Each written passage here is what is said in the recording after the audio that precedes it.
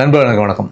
இந்த வீடியோ நம்ம என்ன பார்க்க போகிறோம் அப்படின்னு பார்த்தீங்கன்னா, இந்த ஸ்ரீநகரில் இருக்கக்கூடிய இந்த நவ்காம் போலீஸ் ஸ்டேஷனுடைய வெடிவெடிப்பு நடந்து கிட்டத்தட்ட ஒரு 20 மணி நேரம் ஆயிடுச்சு. இவ்வளோ நேரம் கழிச்சு நமக்கு வந்து சில கேள்விகள்லாம் இருக்குது அப்படின்னு சொல்லிட்டு நம்மளுடைய முன்னாள் ராணுவ தளபதி வந்துட்டு ஒரு விஷயங்களை வச்சிருக்காரு. ஸோ அதை பற்றின வீடியோவை பார்க்கலாம். அதுக்கப்புறம் பார்த்தீங்கன்னா, இந்த முசாஃபர் அப்படின்னக்கூடிய, அதாவது டெல்லியில் நடந்த இந்த வெடி விபத்துக்கு மூளையாக செயல்பட்ட முக்கியமான ஆளாக கருதப்படுற இந்த முசாஃபர் வந்து வெளிநாட்டில் தப்பி ஓடி இருக்காரு அப்படின்னு பார்க்கப்படுது. இவரை பிடிக்கிறதுக்கு இன்டர்போலோடைய உதவியை நாடுறாங்க ஜேஎன்கே போலீஸ் அப்படின்னு சொல்லப்படுது. ஸோ அதை பற்றி பார்க்கலாம். அடுத்தது பஞ்சாப்ல பாகிஸ்தானுடைய ஐஎஸ்ஐ அவங்க பண்ண ஒரு சதி வேலையை வந்து பஞ்சாப் போலீஸ் வந்து முறியடிச்சிருக்காங்க அப்படின்னு பார்க்கப்படுது. எவ்வளோ இந்த குறுகிய காலத்தை நவம்பர் மாதம் ஸ்டார்டிங்ல இருந்து எத்தனை விஷயங்களை இந்த பாகிஸ்தான் இவ்வளோ சீக்கிரம் வந்துட்டு இந்தியாவுடைய அமைதியை சீர்குலைக்க பண்ணியிருக்காங்கன்னு பாருங்க. சரி, வாங்க வீடியோக்குள்ள போவோம், ஃபுல் டீட்டெயிலாக பார்க்கலாம். சரி, இந்த ஸ்ரீநகரில் இருக்கிற இந்த நவ்காம் காலனி நிலையத்தை நேற்று இரவு நடந்த அதிபயங்கர வெடிப்பில் வந்து பார்த்தீங்கன்னா நம்ம 12 பேர் கிட்ட, 9 பேர் அஃபிஷியலாக வந்திருக்கு, ஆனால் 12 பேர் அப்படின்னு சொல்லிட்டு சில செய்திகளும் சொல்லிட்டு இருக்காங்க.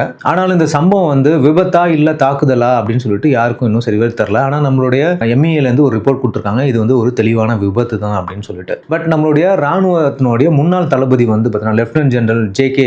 தில்லன் அப்படின்ற ஒரு கடுமையான சில கேள்விகளை வச்சிருக்காரு அப்படின்னு நம்ம பார்க்கணும். ஏன் அப்படின்னா, நம்மளுடைய விஷயங்கள்ல சில குறைபாடுகள் இருந்துச்சு அப்படின்னா நம்ம உடனே அதை நிவர்த்தி பண்ணணும். ஃபியூச்சர்ல இந்த மாதிரி விஷயம் நடக்கக்கூடாதுன்றது தான் நம்ம பார்க்குறோம். சரி, நடைமுறையில் எங்க தப்பு நடந்திருக்கு அப்படின்னு பார்க்கும்போது இந்த சம்பவத்துக்கு பின்னாடி ஏதோ ஒரு சதி இருக்கா அப்படின்றத நம்ம பார்க்கணும் அப்படின்னு அவர் சொல்றாரு. இந்த தில்லன் எழுப்பிய 3 முக்கியமான கேள்விகள் என்ன அப்படின்னு பாத்தீங்கன்னா, ஃபரிதாபாத்ல சாம்பிள்ஸ் ஏன் ஸ்ரீநகருக்கு வந்தது அப்படின்னு அவர் கேட்கிறாரு. ஜெனரல் தில்லன் என்ன சொல்றாரு அப்படின்னா, சாம்பிள் ஏன் ஸ்ரீநகருக்கு வந்துச்சு, இது வந்து ஒரு வெடிபொருள் ஃபரிதாபாத்ல கைப்பற்றப்பட்டது, அங்க டெல்லி பக்கத்திலே இருக்கு, சிறந்த தடவியல் அதாவது இந்த ஃபாரன்சிக் ரிப்போர்ட் பட கொடுக்குற ஆபீஸ் எல்லாமே அங்க இருக்கு, அங்கேயே சோதனையை முடிச்சிருக்கலாம் அப்படின்ற மாதிரி ஒரு கேள்வி வைக்கிறார். ரெண்டாவது என்ன சொல்றாரு அப்படின்னா, கேஸோட சொத்து, அதாவது கேஸ் ப்ராப்பர்ட்டி அப்படின்றதுனால ஏன் இவ்வளவு தூரம் ஸ்ரீநகருக்கு கொண்டு வந்திருக்கணும் அப்படின்ற மாதிரி அவர் ஒரு கேள்வியும் கேட்கிறாரு. அடுத்து பாத்தீங்கன்னா, ரொம்ப கிரௌடடான இருக்கக்கூடிய ஒரு போலீஸ் நிலையமா இருக்கு, அதாவது நவ்காம் காவல் நிலையம் வந்து பாத்தீங்கன்னா மக்கள் வந்துட்டு அடிக்கடி வந்து போகக்கூடிய ஒரு நெருக்கடியான பகுதியில் இருக்கக்கூடிய ஒரு காவல் நிலையம், இவ்வளவு ஆபத்தான வெடிபொருட்களை குடியிருப்பு சூழ்ந்த இடத்துல கொண்டு வந்து வைக்க வேண்டிய அவசியம் என்ன அப்படின்ற மாதிரி கேள்வி கேட்டிருக்காரு. அதுக்கடுத்து பாத்தீங்கன்னா,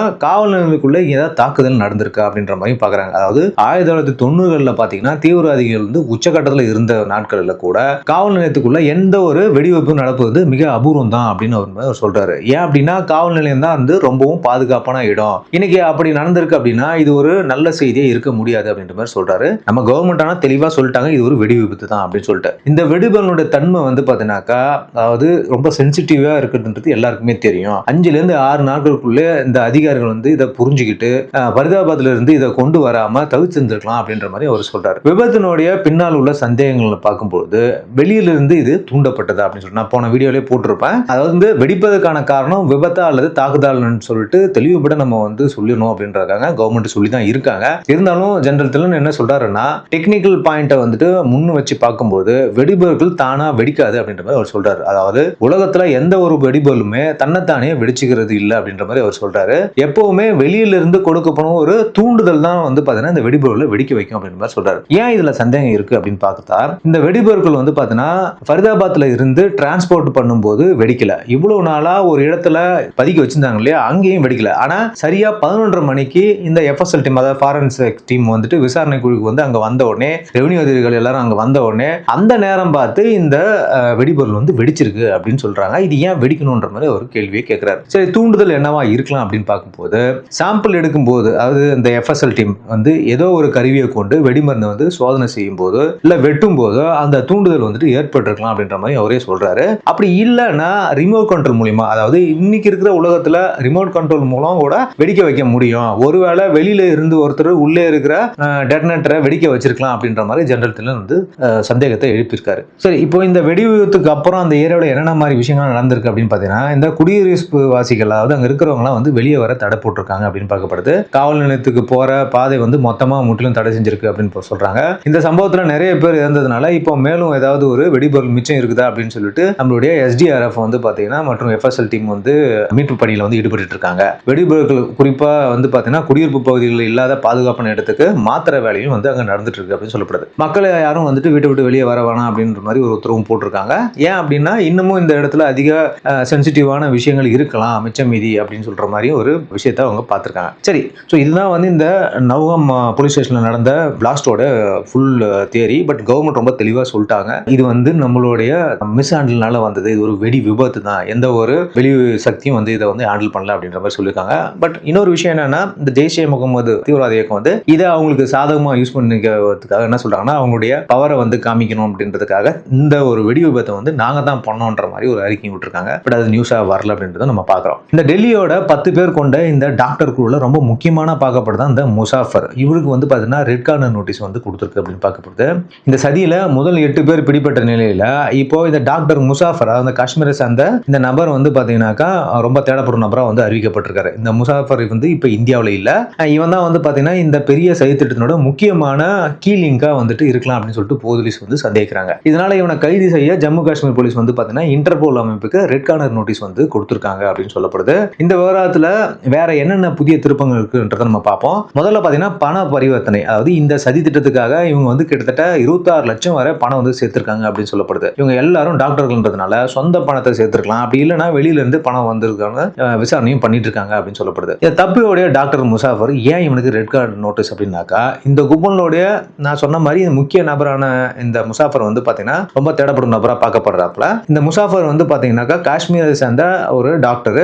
இவனும் அந்த 8 பேர் கொண்ட குழுவில் வந்துட்டு ஒரு அந்த ஒயிட் காலர் கேங் அப்படின்னு சொல்றாங்க இல்லையா, அதுல வந்து ஒரு முக்கியமான ஆளா பாக்குறோம். 2024 உமர் உட்பட இந்த குழுவினருடைய துருக்கி போயிட்டு, இவனும் இந்த உமர் இவங்க எல்லாம் துருக்கி போயிட்டு உகாசா அப்படின்ற நபரை வந்து சந்திச்சிருக்காங்க அப்படின்னு பார்க்கப்படுது. இந்த திட்டம் பத்தி பாத்தீங்கன்னா போலீஸ் தீவிரமா விசாரிக்கிறாங்கன்னு தெரிஞ்சதும் இந்த முசாஃபர் வந்து பாத்தீங்கன்னா ஆகஸ்ட் மாதத்திலே வந்து இந்தியாவை விட்டு தப்பி ஓடிட்டான் அப்படின்னு பார்க்கப்படுது. இவன் வந்து பாத்தீங்கன்னா முதல்ல துபாய்க்கு போனான் அப்படின்னு சொல்றாங்க. இப்போ அவன் வந்து ஆப்கானிஸ்தான்ல இருக்க வாய்ப்பு இருக்கு அப்படின்னு சொல்லிட்டு சந்தேகிக்கிறாங்க. மற்றவங்க எல்லாருமே வந்து கைது செய்யப்பட்ட நிலையில இவன் ஒட்டம் தான் வந்து இந்த பெரிய திட்டத்தினுடைய முக்கிய மூலையா இருக்கலாம் அப்படின்னு சொல்லிட்டு போலீஸ் நம்புது. இவனை பிடிச்சாதான் மொத்த நெட்வொர்க்கையும் கொண்டு வர முடியும் அப்படின்றதுனால இன்டர்போல் அமைப்பிடம் உலகம் முழுக்க இவனை வந்து தேடுறதுக்கான ரெட் கார்னர் நோட்டீஸை வந்துட்டு கொடுக்க சொல்லி இவனுடைய டீடைல்ஸ் எல்லாமே வந்துட்டு நம்மளுடைய ஜேகே போலீஸ் அனுப்பிச்சிருக்காங்க அப்படின்னு சொல்லப்படுது. இன்டர்போல் இதை விரைவிலே வந்துட்டு வெளியிடுவாங்க அப்படின்னு எதிர்பார்க்கப்படுது.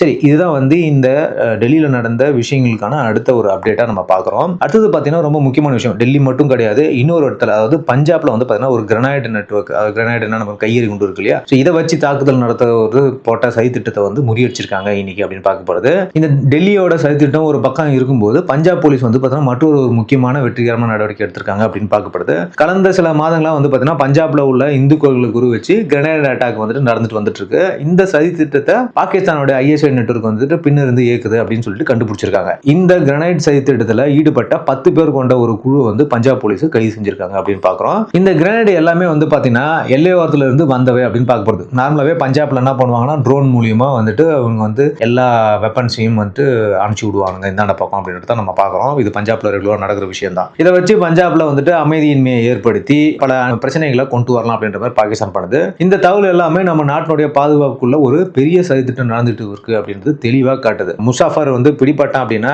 இந்த சதியோட மற்ற பெரிய தலைவர்கள் எல்லாமே வந்துட்டு யார் யார் அப்படின்றது தெரிய வரும் அப்படின்னு பார்க்குறோம். ஸோ இப்போ கீ பாயிண்டே யார் அப்படின்னா இந்த முசாஃபர் கூடிய நபர் தான். இவனை கண்டுபிடிக்கிறது தான் வந்து ரொம்ப ரொம்ப இம்பார்ட்டன்ட் டாஸ்க்காக வந்து நம்மளுடைய செக்யூரிட்டி ஏஜென்சிஸ் பண்ணிட்டு இருக்காங்கன்னு பார்க்கப்படுது. இந்த நவம்பர் ஸ்டார்ட் பண்ணதுலேருந்து அடிக்கடி இந்த மாதிரியான பிரச்சனைகள் நிறைய பண்ணிட்டு இருக்காங்க. நான் போட்ட வீடியோலாம் நீங்க பார்த்துருப்பீங்க. டெல்லி பிளாஸ்ட் ஆகட்டும், நவ்காம் பிளாஸ்ட் ஆகட்டும், அடுத்தது இந்த நம்மளுடைய பஞ்சாப்ல கிடைக்கக்கூடிய இந்த கிரனைட் அட்டாக் பீரியட் இருந்தவங்க, அதுக்கடுத்து பார்த்தீங்கன்னா இந்த ஜிபிஎஸ் வந்துட்டு ஜாம் பண்றதோ அல்லது வந்து சிவிலியன் ஏர்கிராஃப்டை வந்துட்டு குழப்பறதுக்கான வேலைகளோ வந்துட்டு இந்த பாகிஸ்தான் பண்ணிட்டு இருக்குன்னு நம்ம வந்து இப்போ தெளிவாக தெரிஞ்சுக்கிறோம். கண்டிப்பா இது எல்லாமே வந்து பார்த்தீங்கன்னா ஒரு உள்நோக்கத்தோட பாகிஸ்தான் வந்து பண்ணுது. அதாவது இந்தியா கூட நேரடியா வார்ல இறங்கினா அவங்களால வந்துட்டு கொஞ்சம் கூட சமாளிக்க முடியாதுன்ற விஷயத்தை அவங்க ஆபரேஷன் சிந்தூர்ல பார்த்துட்டாங்க. இவன் இதுக்கு முன்னாடி நடந்த வார்லையும் அவங்களுக்கு தெரியும். நிறைய உலக ராணுவ ஆய்வாளர்கள்லாம் இதை தான் சொல்றாங்க. இந்தியா கூட பாகிஸ்தான் நேருக்கு நேர் நின்று சண்டை போட முடியவே முடியாது அப்படின்ற ஒரு விஷயத்தை வந்து தெளிவுபடுத்திருக்காங்க. அதனாலதான் பாகிஸ்தான் ஏற்கனவே எப்படி ஒரு திருட்டு வேலைலாம் பண்ணாங்களோ அதை இப்போ அதிகமா பண்றாங்க. இந்த அசீம் முனீர் அப்படின்னு சொல்லக்கூடிய இந்த ஆள் வந்ததுக்கு அப்புறம் தான் இந்த பிரச்சனைகள் ஜாஸ்தி ஆகிட்டே இருக்கு அப்படின்னு நம்ம பார்க்குறோம். மேலும் அவங்க கவர்மெண்ட்ல அந்த ஆளுக்கு அதிகப்படியான பவர் வந்து கொடுத்து அவன் என்ன வேணா பண்ணலாம் அந்த நாட்டிலும் சரி அடுத்த நாட்டுக்கும் அப்படின்ற மாதிரி ஒரு பவரையும் அவங்க கொடுத்துருக்காங்க அப்படின்னு நம்ம பார்க்குறோம். கண்டிப்பா இது வந்து பாகிஸ்தானுக்கு ஒரு அழிவு பாதையை தான் நோக்கி போகும் அப்படின்றது நமக்கு கண்கூடா தெரியுது. கூடிய விரைவில் அது நடக்கும் அப்படின்றது நான் வந்து சொல்கிறேன். ஓகே நண்பர்களே, இந்த வீடியோ வந்து கண்டிப்பாக இன்ஃபர்மேட்டிவாக இருக்கும்னு நான் நம்புறேன். நம்ம சேனல் சப்ஸ்கிரைப் பண்ணுங்கள், உங்கள் கருத்துக்களை கமெண்ட் பண்ணுங்கள். மேலும் அடுத்த ஒரு வீடியோவில் உங்களை சந்திக்கிறேன். அது வரைக்கும் தேங்க்யூ, பாய், ஜெய்ஹிந்த்.